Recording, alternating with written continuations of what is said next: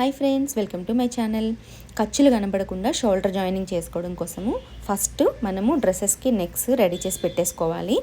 ఇలా రెడీ చేసి పెట్టేసుకున్న తర్వాత బ్యాక్ నెక్ని ఫ్రంట్ నెక్ని ఒరిజినల్కి అటాచ్ చేసేసి స్టిచ్ వేయకూడదు, సపరేట్గానే ఉంచాలి.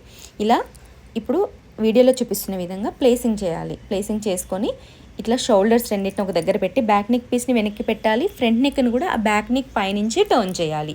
అలా టర్న్ చేసి మనము స్టిచ్ పెట్టుకోవాలి. అలా పెట్టుకుంటే కనుక మనకి మంచి ఫినిషింగ్తో మనకి నెక్ అనేది వచ్చేస్తుంది అనమాట. ఖర్చులు అనేవి అసలు బయటికి కనిపించవు. ఈ విధంగా కుడితే కనుక చాలా నీట్గా వస్తుంది అనమాట. చుడిదార్స్కి కంపల్సరీ ఇదే మెథడ్ ఫాలో అయ్యి కుట్టండి. బిగినర్స్ అయితే మీకు ఫినిషింగ్ అనేది చాలా డిఫరెంట్గా కనిపిస్తుంది. చూసారు కదా ఎంత నీట్గా వచ్చిందో. అసలు ఖర్చులు అనేవి బయటికి కనిపించవు అనమాట. బ్లౌజెస్కి కూడా కొన్ని డిజైనర్ వాటిలో ఇలా వాడుకోవచ్చు మనము. హెమ్మింగ్ పట్టీని కూడా ఇదే విధంగా ఫోల్డ్